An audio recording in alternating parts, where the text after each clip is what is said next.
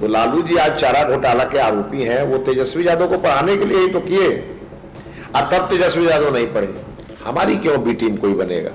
हम लोग B team और सी टीम नहीं रखते हैं। हम लोग तो पार्टी के कार्यकर्ता हैं। पार्टी जिस भूमिका में रखती है हम लोग उस भूमिका में रखते हैं। पार्टी के नेतृत्व पर के निर्णय पर भरोसा करना चाहिए। पार्टी अगर किसी और को भी लड़ाएगी तो मैं उनको समर्थन करूंगा। बक्सर का भी नुकसान हुआ, बिहार का भी हुआ नुकसान, देश का भी नुकसान हुआ। पार्टी कहेगी झाड़ू लगाओ तो झाड़ू लगाऊंगा। तेजस्वी यादव मैच्योर पॉलिटिशियन नहीं है। यदि आपने काम किया है तो क्यों भाग रहे हैं पब्लिक से?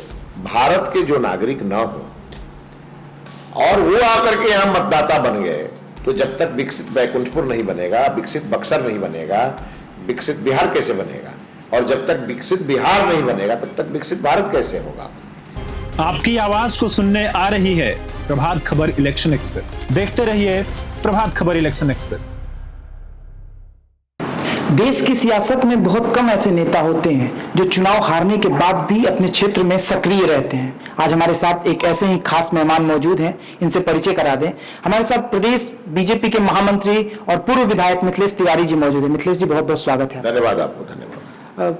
क्या इस बार बैकुंठपुर में आपकी तैयारी है? देखिए, मैं यहाँ 15 से 20 विधायक रहा हूँ। 5 साल जब मैं विधायक रहा तो स्वाभाविक है 2020 में कुछ ऐसी घटनाएं हुई जिसके कारण मैं हार गया। उसके बाद मैं लगातार क्षेत्र में मैं सक्रिय रहा, चुनाव हारने के अगले दिन से ही। फिर 20 में पार्टी का आदेश आया कि आपको बक्सर लोकसभा लड़ना है, तो मैं बक्सर चला गया। फिर बक्सर में भी कुछ ऐसी घटनाएं हो गई और वहां से मैं लूज कर गया। फिर भी आपने देखा होगा मैं लगातार बक्सर में सक्रिय रहा।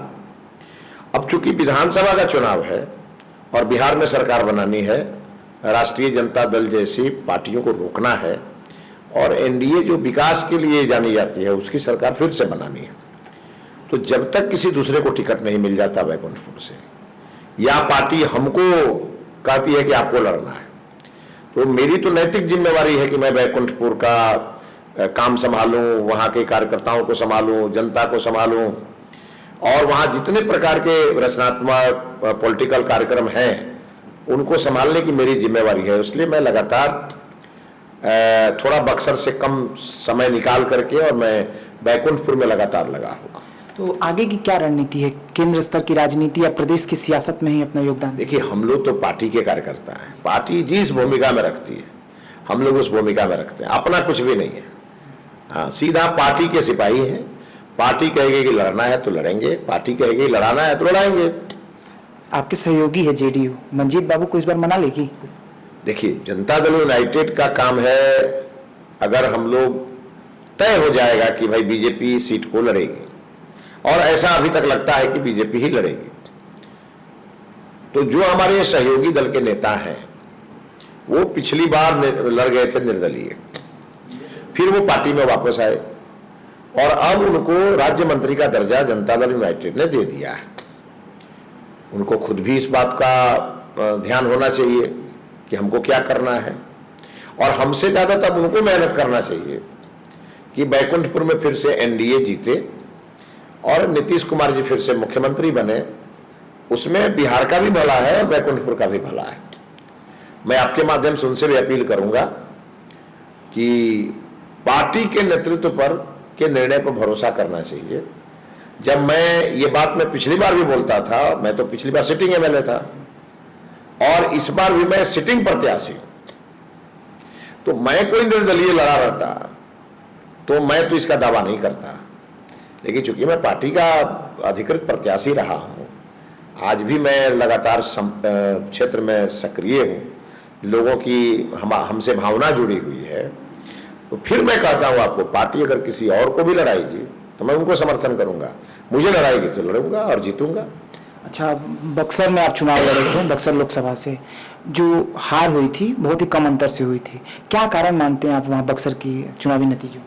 देखिए, बक्सर के चुनावी नतीजे का सबसे बड़ा कारण ये था कि बक्सर के लोगों ने इस बात को गंभीरता से नहीं लिया।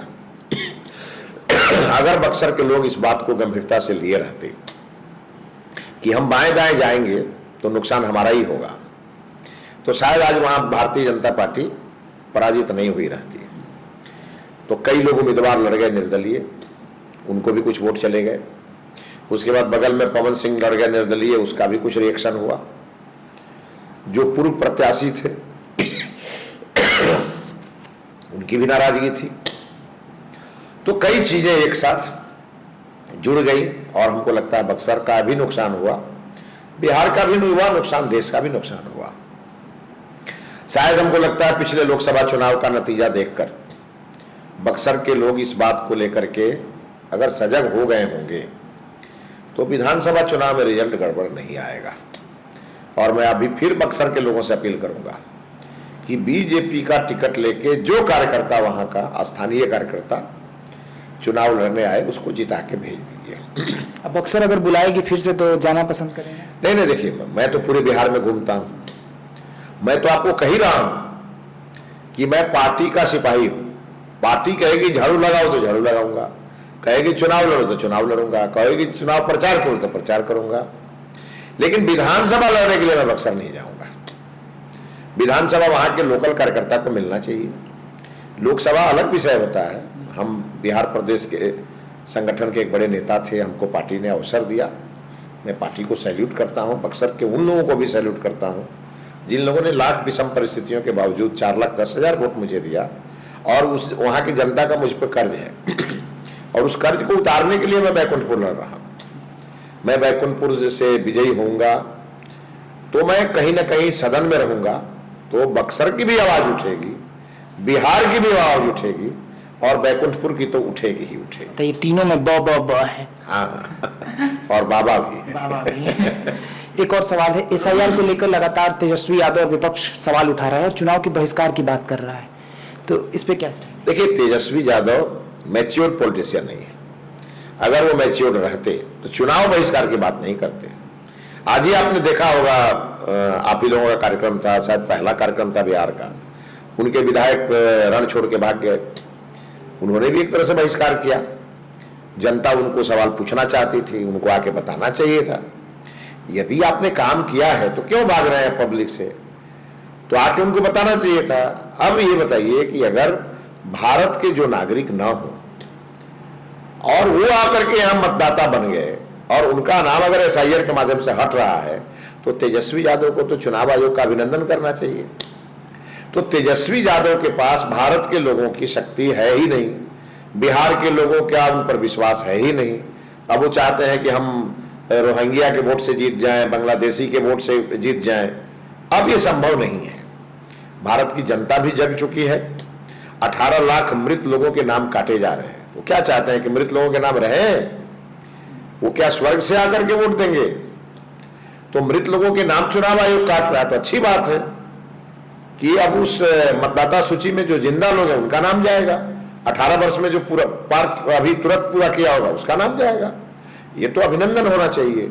जो हमारे देश का नागरिक नहीं है उसका नाम कट रहा है, तो ये भारत माता के साथ बहुत बड़ी भक्ति दिखा रहा है चुनाव आयोग।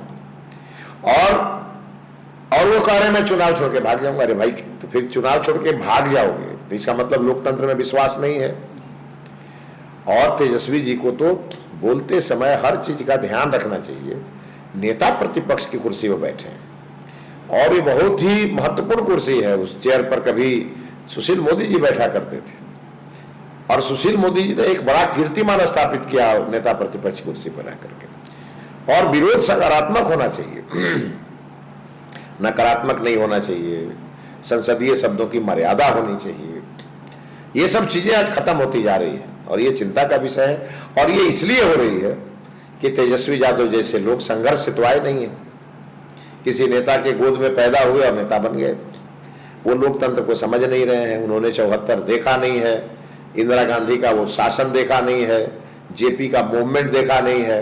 पिताजी ने तो देखा है ना, उनके पिताजी ने देखा है, तो पिताजी ने वो संस्कार नहीं दिए इनको। और पिताजी दूसरे काम में लग गए थे अपने बच्चों को आगे बढ़ाने के लिए। लालू जी ने एक काम तो किया, अपने बच्चों के लिए वो सब पाप किया जो एक पिता को करना चाहिए। तो लालू जी आज चारा घोटाला के आरोपी हैं, वो तेजस्वी यादव को पढ़ाने के लिए ही तो किए। अब तब तेजस्वी यादव नहीं पढ़े। अब तो ये लालू जी का दोष नहीं है, ये तेजस्वी यादव का दोष है। आखिरी सवाल, आपकी पार्टी पर आरोप लगता है कि प्रशांत किशोर आपकी बी टीम है, हमारी क्यों बी टीम कोई बनेगा? हम लोग बी टीम और सी टीम नहीं रखते हैं। देखिए, भारतीय जनता पार्टी का एक मजबूत संगठन है बिहार में।